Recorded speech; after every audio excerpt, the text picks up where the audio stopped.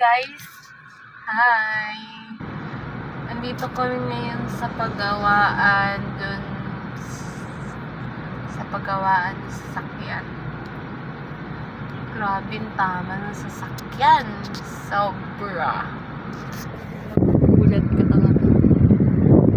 Kasama ko ngayon si Bar. Nandito kami sa sasakyan ngayon.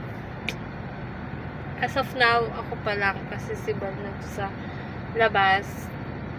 Dahil nagpapakompute siya kung magkano aabutin.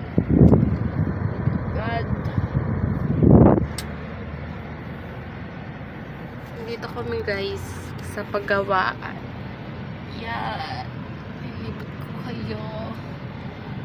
Yan. Tapos meron pa dito. Yan. Dito kami ngayon sa paggawaan ng sasakyan. Yan. Waiting lang